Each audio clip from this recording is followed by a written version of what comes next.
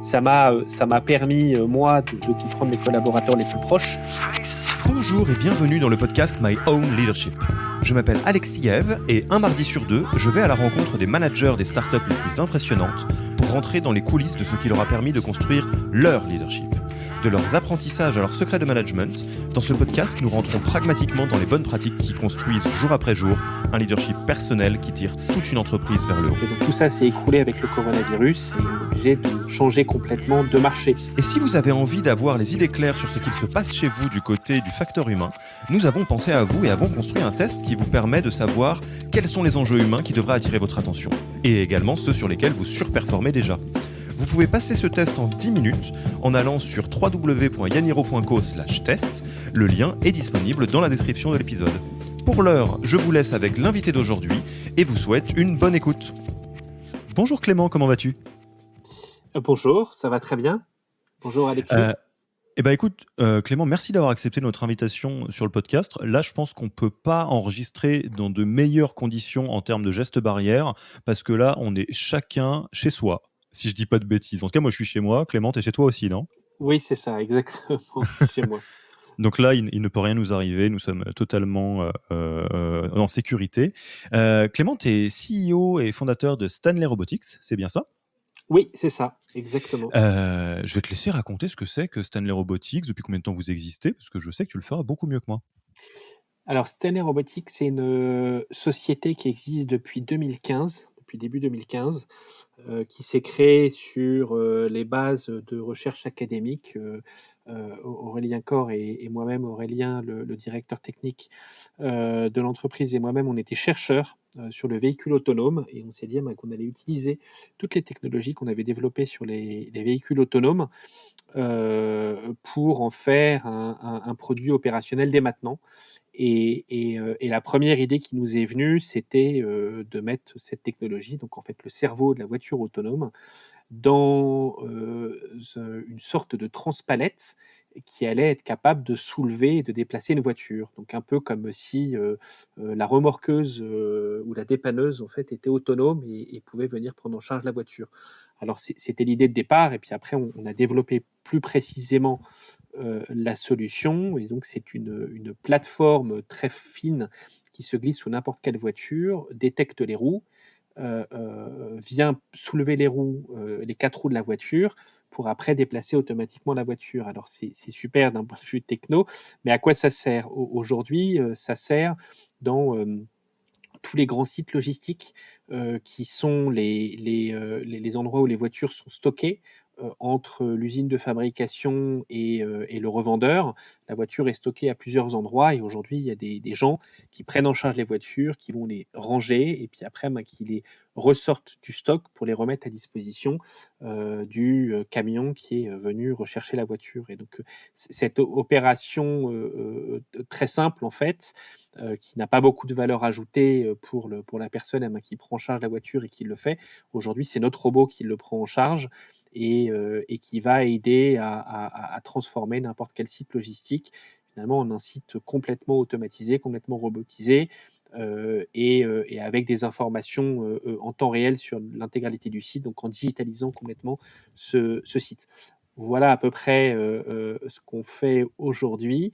Et juste pour vous dire que c'est un pivot qu'on est en train de réaliser en ce moment, puisque avant notre solution était développée pour les aéroports, pour le grand public et pour les parkings extérieurs d'aéroports.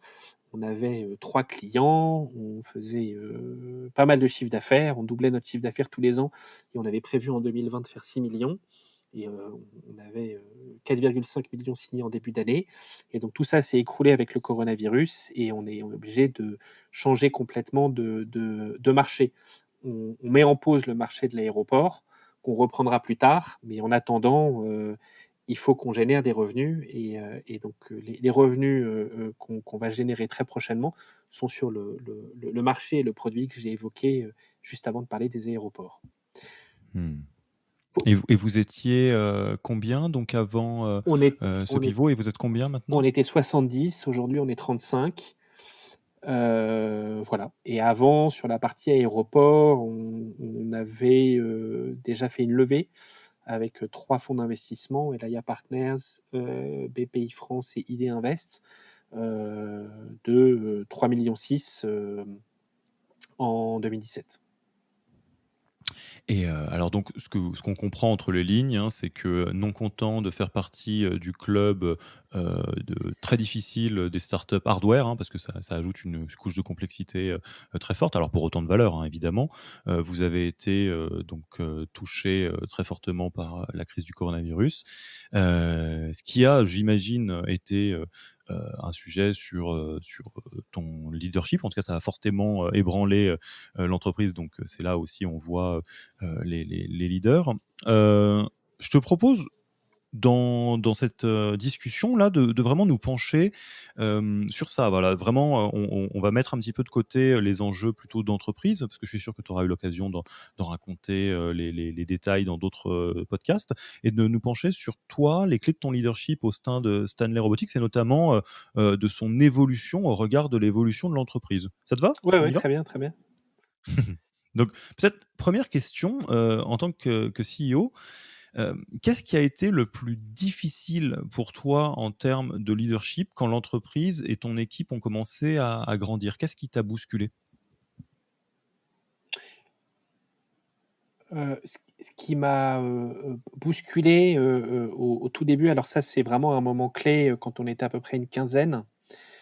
On était suivis et incubés par Agoranov, et là, il y a eu un désalignement, en fait. Donc là, il y a eu un moment très fort, en fait, que je ne saurais pas dire exactement à quel moment il est, mais je me suis aperçu que, en fait, on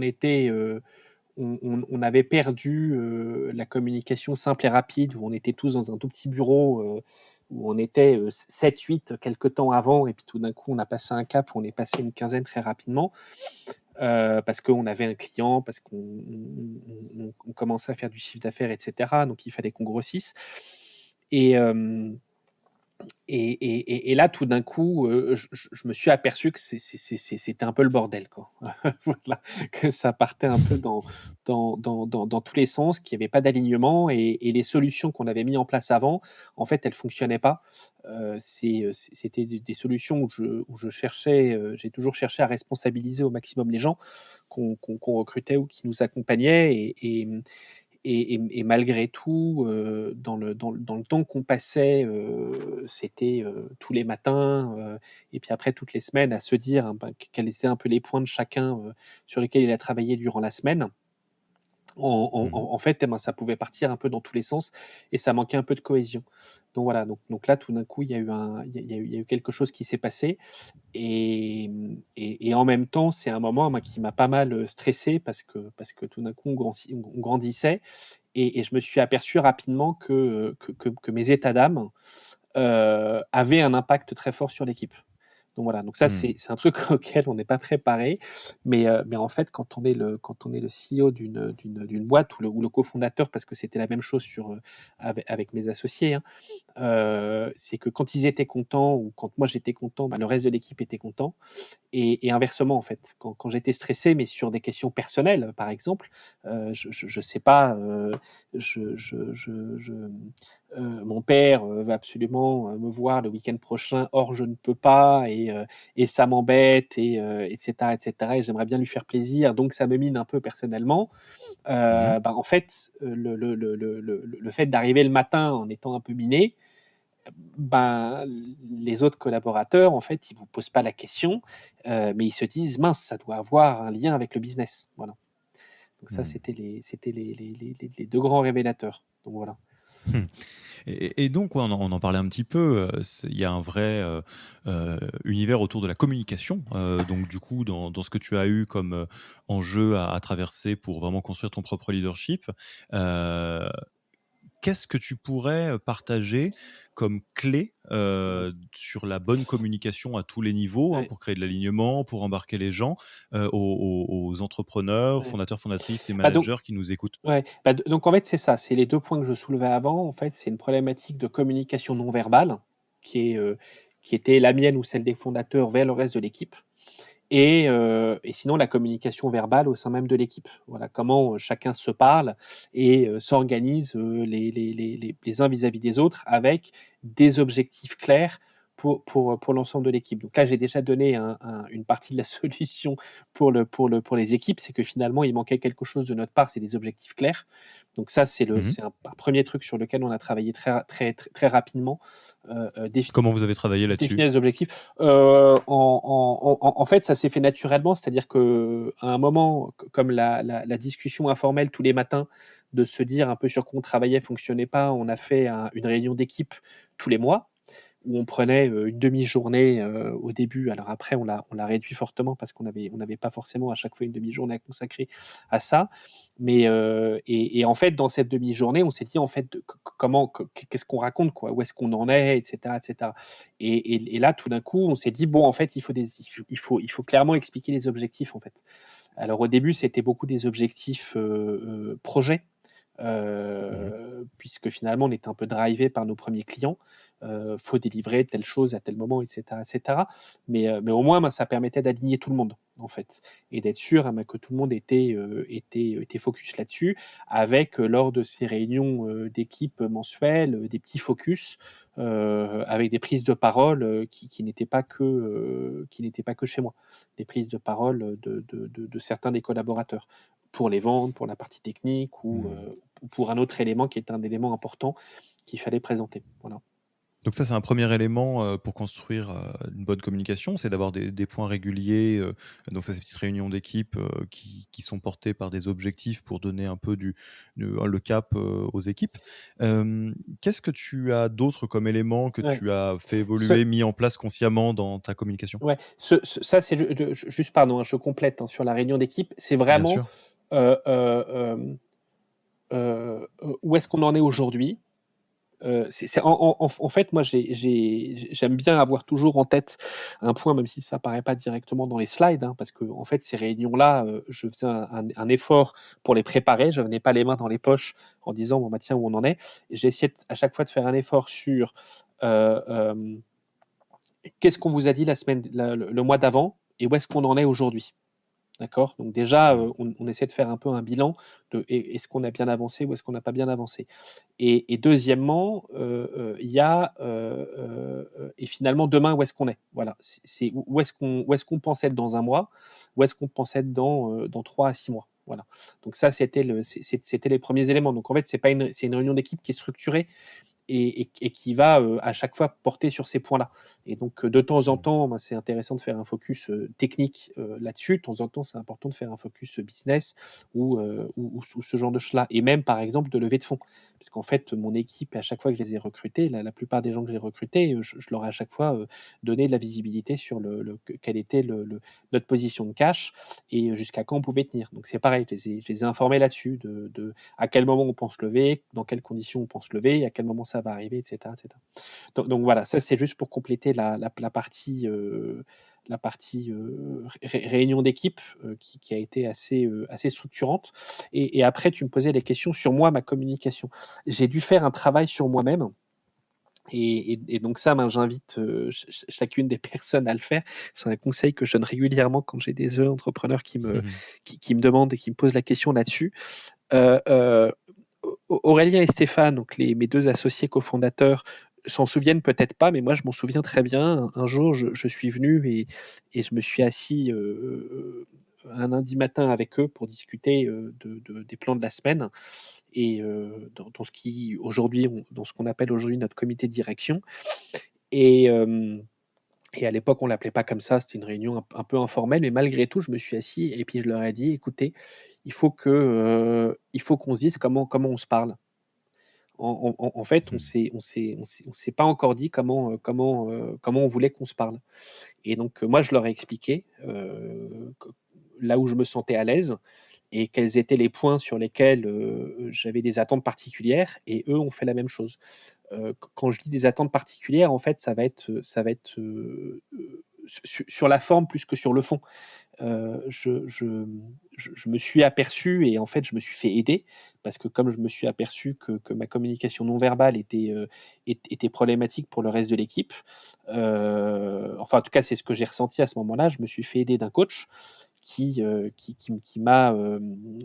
essayé de me faire sortir deux, trois éléments sur quels étaient les éléments qui me stressaient et ceux qui me stressaient pas. Et donc, par exemple, moi, les éléments qui me stressent, c'est quand il n'y a pas de temporalité associée à un projet ou une idée. Donc voilà, quelqu'un qui arrive et qui dit ce serait bien qu'on fasse ceci ou cela. En fait, je ne vais pas l'intégrer. Ça va rentrer par une oreille et ça va sortir par l'autre. En revanche, si c'est contextualisé avec ce serait bien de faire ceci ou cela, bon, pour telle raison, ça va être dans tous les cas un besoin, je pense, pour tout le monde, mais à tel horizon, là, tout d'un coup, en fait, eh ben, ça va être structurant pour moi. Je vais comprendre, je vais intégrer et je vais pouvoir réagir par rapport à ça. Donc, j'ai besoin d'avoir une certaine structure, en fait, et une présentation dans la façon dont la personne va me présenter son idée ou ce qu'il ou ce qu'il veut faire. Il y a ce côté-là, et puis il y a un côté aussi où j'avais besoin de quelque chose qui soit décorrélé des émotions, c'est-à-dire en fait des phrases ou une communication dans lequel je sois capable, moi, de me dissocier des émotions liées à ça. C'est-à-dire que si un de mes associés n'était pas content et qui soit obligé de venir me dire je suis pas content parce qu'il y a quelque chose de pas bien qui s'est passé, que je sois capable, en fait, dans les mots qu'il va utiliser, de comprendre que c'est pas personnel contre moi, mais que, parce qu'inconsciemment, je pouvais le prendre comme ça, mais que ça soit quelque chose de général pour l'entreprise et que si on arrivait à remonter ce point sur lequel il n'était pas content, c'était toute l'entreprise qui aurait pu en bénéficier. Donc moi, l'outil que j'ai utilisé pour ça, plus spécifiquement avec le coach que j'ai eu, c'est un outil qui s'appelle ProcessCom. Tout le monde n'est pas forcément à l'aise avec celui-là parce que c'est mettre les gens dans des cases et je comprends que tout le monde ne veut pas être dans des cases. Moi, je ne le conçois pas comme ça, je le conçois comme une aide sur comprendre quels sont les éléments en fait, qui vont vous stresser et les éléments qui ne vont pas vous stresser, en fait, qui vont vous renforcer, qui vont vous permettre d'avancer. Donc voilà, donc moi j'ai deux éléments forts. Le premier qui a un côté où j'ai besoin d'une forte structure logique et temporelle.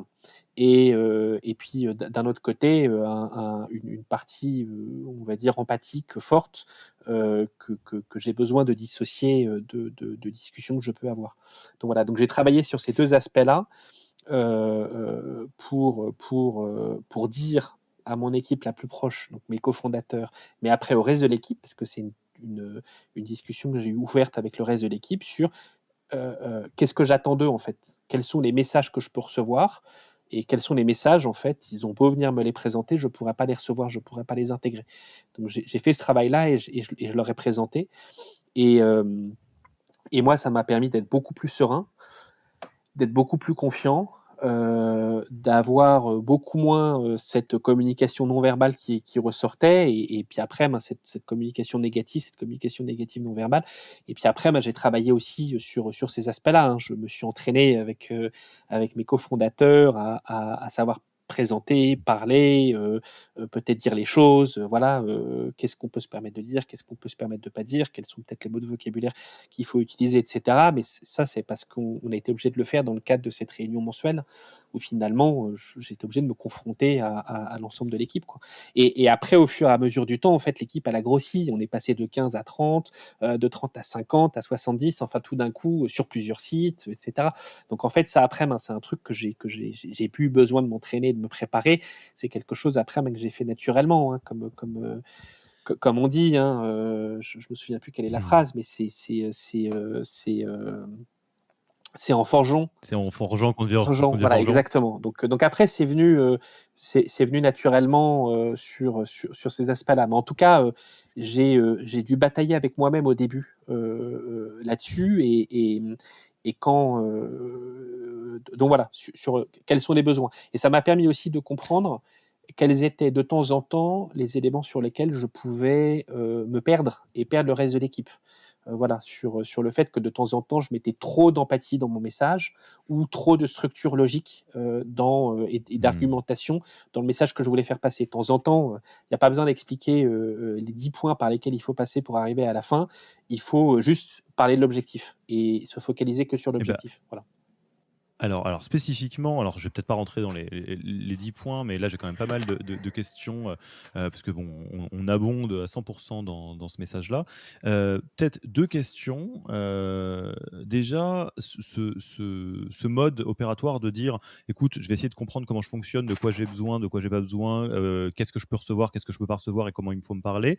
Vous l'avez fait, entre associés, au sens où tes associés aussi ont passé le process com ou quelque chose Oui. d'autre, et toute l'équipe aussi, après? Oui, alors après, c'est dommage, c'est quelque chose qu'on a perdu là, après avec le Covid, parce que juste avec le Covid, en fait, on était embarqués aussi dans plein de projets. Enfin, ça décollait, ça allait très, très vite et on n'a plus eu le temps, forcément de bien suivre cet élément-là, mais c'est quelque chose, sur lequel j'ai formé l'équipe, ouais.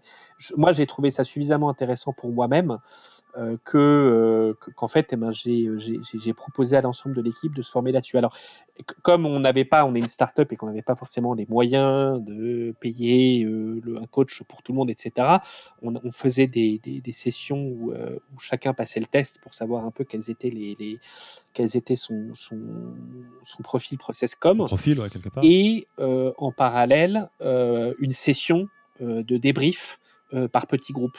Donc voilà, de 5-6 personnes avec le coach en question et voilà, pour expliquer en fait comment les gens doivent lire et comprendre. Donc voilà.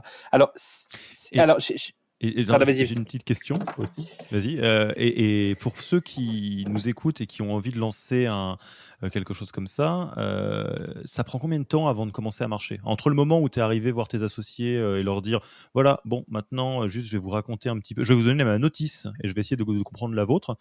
Combien de temps, de pratique avant, que ça commence à marcher?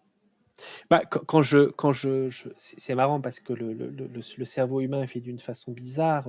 J'ai l'impression que c'était quasi instantané. Alors qu'en fait, je pense que ça n'a pas dû l'être. Mais là, quand j'essaie de réfléchir, parce que c'était en 2015 quand même, Mmh. j'ai l'impression que ça a été très rapide. Voilà, en vrai, je pense que ça a dû mettre plusieurs semaines. Mais le ressenti que j'ai aujourd'hui, c'est celui-là.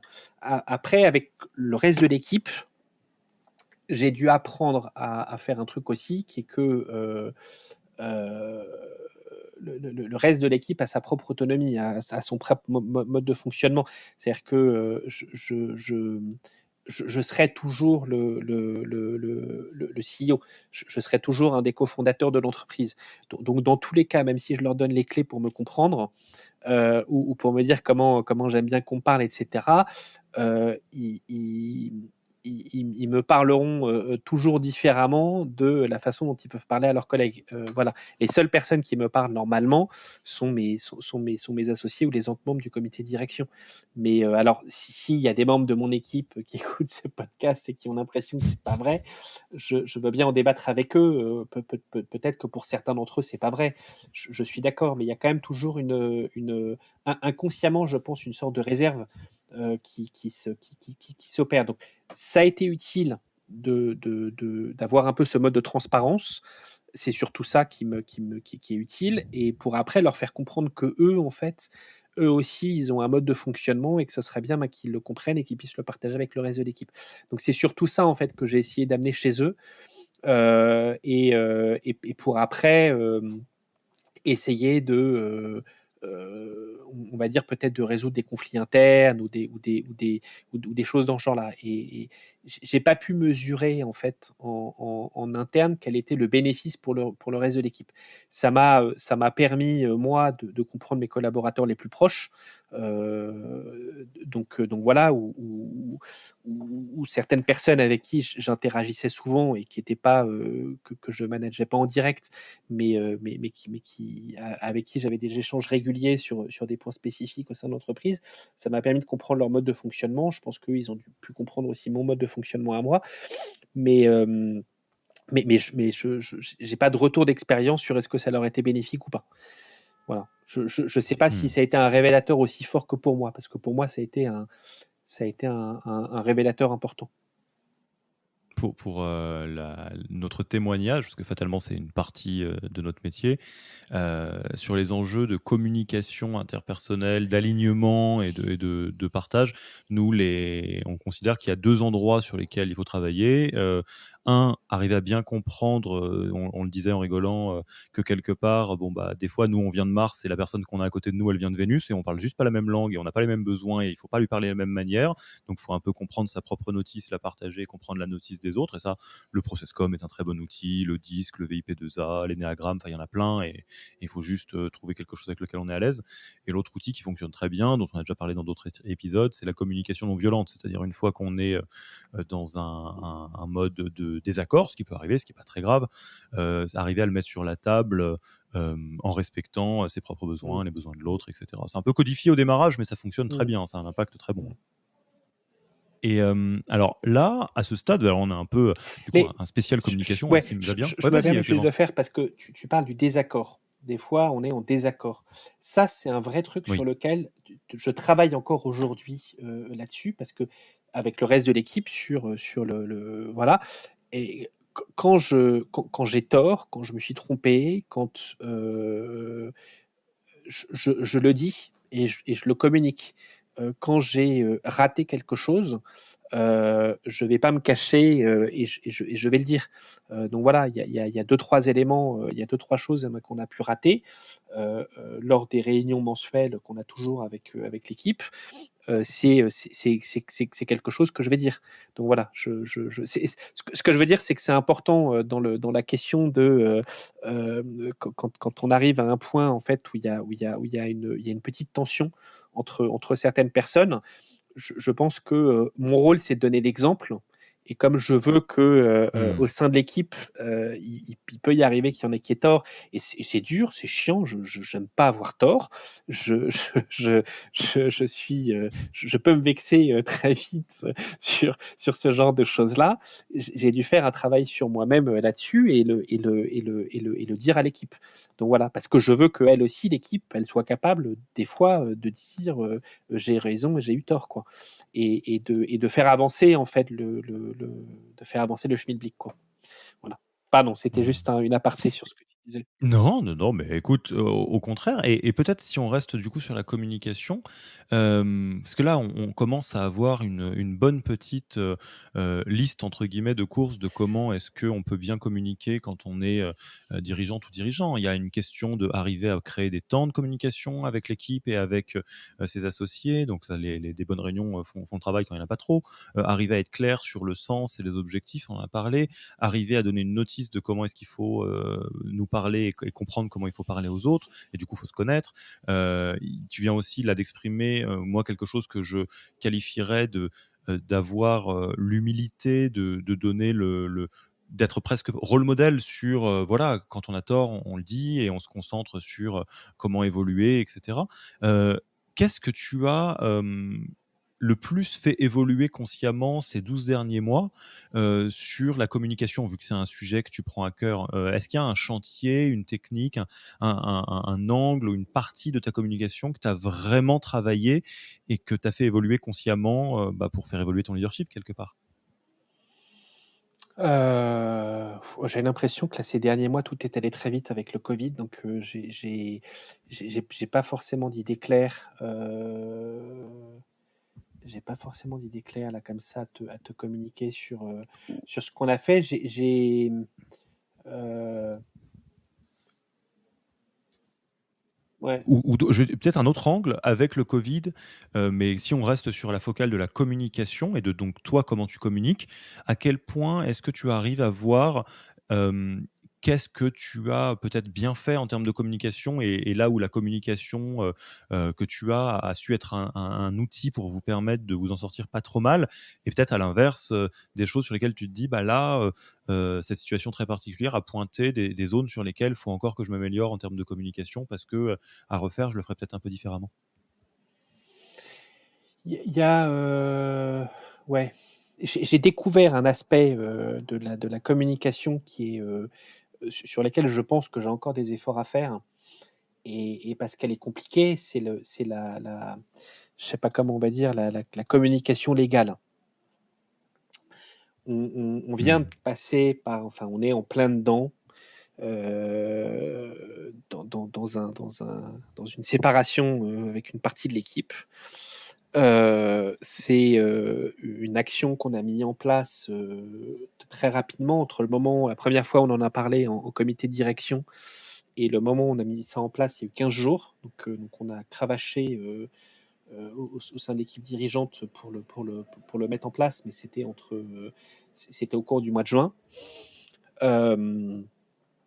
Et là, en fait, on se retrouve face à un gros problème où on a envie de dire aux gens, on a envie de leur expliquer de façon précise. Donc ça, on a expliqué le contexte, on a expliqué tout, les finances, les machins, les tout, comment nos investisseurs nous suivaient, comment les banques nous suivaient, comment tous ces éléments-là. Mais malgré tout, ça tenait pas en termes de charge fixe, ça tenait pas. Il fallait qu'on se sépare de la moitié de l'équipe. Et en fait, là, on se retrouve dans un vide abyssal hein, qui est horrible à vivre. Parce qu'en fait, on peut pas communiquer, on peut pas parler, on peut pas nommer des gens, etc. Alors ça, c'était important de pas nommer des gens parce que d'abord, en fait, on a travaillé fonction par fonction. Quelles sont les fonctions qu'on garde, quelles sont celles qu'on garde pas parce que c'était rattaché plutôt au marché aéroportuaire. Et, donc voilà comment globalement on a travaillé. Donc ça s'est fait assez simplement. Mais malgré tout, derrière, à un moment ou un autre, en fait, il y a des noms qui sont associés à ces postes, à ces fonctions, etc. Le jour où j'ai annoncé, j'ai bloqué mes 2 jours qui suivaient et j'ai vu en tête à tête chacun des membres de l'équipe. Donc pratiquement 70 personnes. Enfin un tout petit peu moins. Alors il y en a certains que j'ai pas pu voir moi, et donc c'est un des membres de l'équipe dirigeante qui les a vus, mais en tout cas tous ceux qui avaient des fonctions dont on se séparait, je les ai vus en tête à tête, et je leur ai parlé, je leur ai expliqué ce qui se passait et comment on allait faire, etc. Sans forcément dire qu'à la fin il y allait avoir un plan de licenciement, parce que j'en savais rien, mais en tout cas en leur proposant des solutions pour se séparer d'eux, et avec des paquets financiers, avec tout un ensemble de choses dans ce genre-là, etc., qu'on avait préparé en amont et avec lequel je suis venu. Bah, toutes les réunions d'après avec le reste de l'équipe, c'était hyper compliqué en fait, parce que je pouvais pas dire où j'en étais, je pouvais pas dire si ça avançait bien ou si ça avançait pas bien, je pouvais pas dire si on était en train de lancer un plan de licenciement ou pas. En fait, je pouvais rien dire, parce que là, tout d'un coup, il y a une communication légale en fait qui est très lourde, et qui fait que l'ensemble des gens que j'ai en face de moi, ils sont tous encore dans l'équipe. Même si j'ai annoncé qu'il y avait certaines fonctions qui allaient disparaître et que j'ai nommé ces fonctions sans nommer les gens. Tout le monde a bien compris derrière, en fait. Et après, ils se sont parlé entre eux quand je les ai vus en tête à tête et que je leur ai dit plus spécifiquement les choses. Mais c'était, on va dire, c'était lourd, quoi. C'était une partie qui est lourde, et forcément, on n'est pas préparé à ça, et forcément, ben, si ça se reproduit, je pense que je le ferai différemment. Mais c'est des enjeux compliqués. Pareil, après, les organigrammes qu'on a dû représenter dans la foulée, parce que tous ceux qui restent, il faut les motiver, faut qu'ils soient à fond, quoi. Faut qu'ils croient toujours au projet. Donc, faut aussi avoir une communication qui est de dire, bah, c'est la merde, mais on va s'en sortir, et arriver à embarquer tout le monde dans on va s'en sortir, et accepter d'en laisser quelques-uns sur le côté, se battre pour essayer de les replacer, de leur trouver un nouveau job, de leur faire des lettres de recommandation, mais ne pouvoir communiquer sur rien au reste de l'équipe, c'était vraiment pesant. Donc là, on est en train d'en sortir. Ça y est, on voit la fin du tunnel, mais entre voilà, début juillet et maintenant, hein, début octobre, la communication là-dessus a été super pourrie. Et je m'en veux, et en même temps, je me dis que si je repassais par là, je pense que je pourrais difficilement faire autrement, parce que c'était la première fois et que ça m'arrivait, et que voilà. Mais peut-être que si ça arrive une deuxième fois, peut-être qu'il y a des éléments que je prendrais peut-être un petit peu différemment. J'ai pas encore fait le retour d'expérience, j'ai pas encore fait mon propre rétex dessus, mon post-mortem sur cette partie-là de la vie de Sané Robotics, mais ça a été ça a été un élément lourd sur lequel j'aurais des progrès à faire et voilà. Et j'invite tout le monde à être vigilant sur cette communication-là. Quand on doit se séparer de gens, c'est un enjeu compliqué où il y a des aspects humains forts parce que la personne, on lui dit on va arrêter de travailler ensemble. Et il y a des aspects légaux qui finalement le seront encore plus pour protéger l'entreprise. Je ne peux pas parler de plan licenciement économique avant même que je l'ai mis en place. Donc voilà, parce que sinon, derrière, les propos peuvent être enregistrés, stockés, machin, ça peut être réutilisé au prud'homme, etc., etc. Et alors là, voilà, on tombe dans un truc où on va avoir un petit caillou dans la chaussure pendant 2 ans, quoi. Donc voilà, c'est voilà. Et ça, ouais, ce que j'en garde effectivement, parce que comme tu l'as dit, c'est très compliqué d'avoir un retour d'expérience quand quelque part c'est des situations qui sont un peu inédites pour tout le monde, mais c'est que tant qu'on est en train de faire un peu une clôture sur le sujet de la communication, dans certains cas de figure comme celui-ci, il y a un cadre générique qui est enfin pas plus important, mais qui est structurant pour tout le reste. Et là, par exemple, effectivement, il y a des enjeux de communication légale qui te dictent ce que tu peux dire, ce que tu peux pas dire, et que c'est une contrainte obligatoire de l'exercice de communication que tu vas faire par Ouais. ailleurs. C'est ça que je comprends. Ok, bon, j'ai l'impression Ouais. qu'on a fait un bon tour sur la partie communication, y compris des enjeux qui sont durs, mais en même temps, c'est la réalité des entreprises. Je te propose de passer tranquillement à la fin de cette discussion pour atterrir en parlant de communication et de discussion. Sur ces sujets et sur d'autres, si quelqu'un a envie de rentrer en contact avec toi et d'échanger, c'est quoi le Email. meilleur canal? Ouais. Email. Donc, tu redonneras peut-être ton mail, on le Ouais, mettra ouais, dans la bah, description c'est de l'épisode, c'est ça? Clément point Boussard, hein, donc mon prénom point nom @Stanley-du-6 robotics.com. Voilà. On le mettra dans la description, donc n'hésitez pas.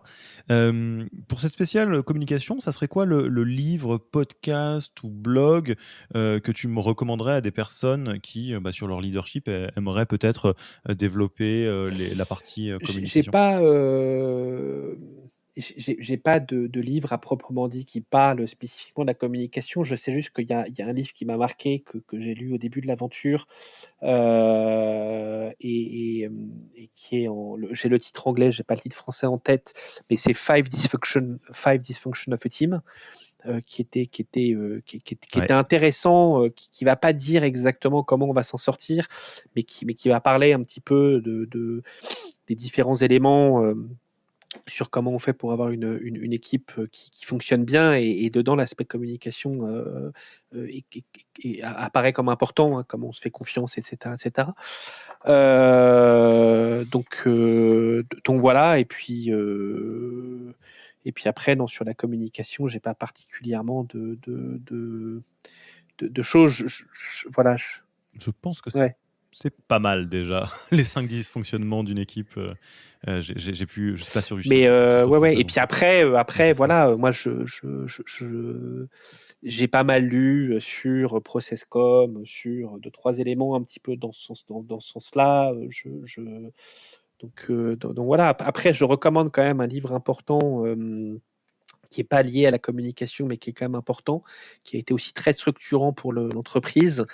C'est un livre pour le recrutement qui s'appelle Who, The Hey Methods for Hiring. Alors, excusez-moi pour mon accent anglais, mais Mmh. qui a été aussi assez intéressant, et qui est une méthode proposée pour le recrutement que nous, on a adaptée à Stanley Robotics, mais qui nous a permis d'être beaucoup, beaucoup plus efficaces dans le recrutement et dans les gens qu'on recrutait, comprendre beaucoup plus qui étaient les gens qu'on avait en face de nous.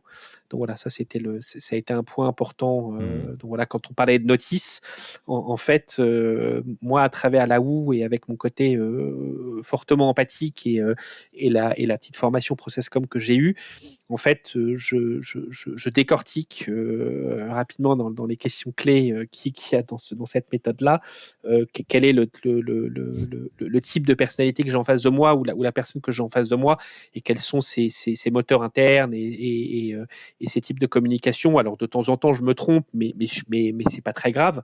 Mais en tout cas, ça me permet de rebondir sur ces aspects-là, en fait, dès les entretiens avec le candidat. Voilà. Et voilà.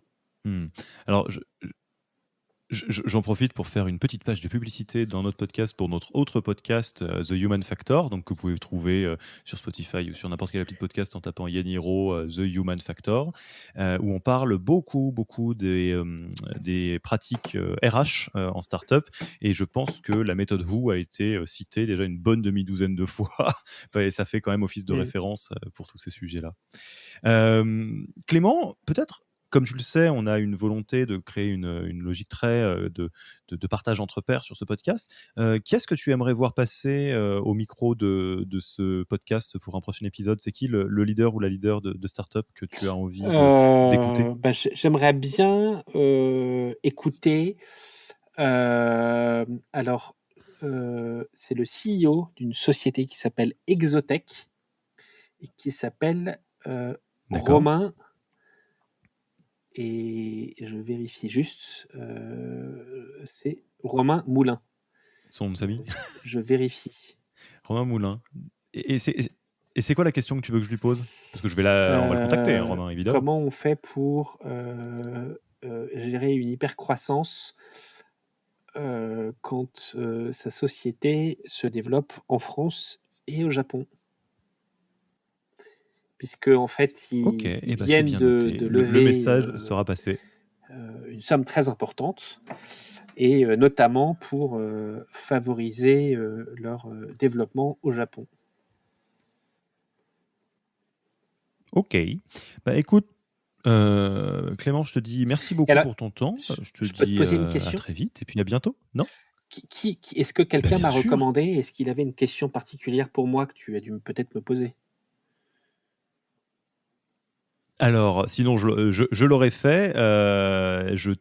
Tu m'as pas été recommandé à part de multiples fois par Usinaio, qu'on connaît, et par globalement la plupart des acteurs de la scène hardware. Dans lequel et alors, si le CEO de Usinaio, Benjamin Carlu, pouvait être aussi invité dans ce podcast, j'en serais ravi et je l'écouterais volontiers. Que je connais bien. Donc Benjamin, si tu nous écoutes, tu recevras probablement un mail dans le futur. Bon, écoute, c'était un vrai plaisir là, de pouvoir échanger à distance. Et puis, on souhaite donc une belle année 2020 et 2021 à Stanley Robotics, avec tout le courage, et à tous ceux qui nous écoutent qui sont dans des situations difficiles pour le Covid aussi. Ouais, puis, très bien. À très bientôt. Merci. Merci d'avoir écouté cet épisode. S'il vous a plu et que vous ne voulez rater aucun nouvel épisode, abonnez-vous à la newsletter en allant sur le site www.yaniro.co. Et à dans 2 semaines pour le prochain épisode.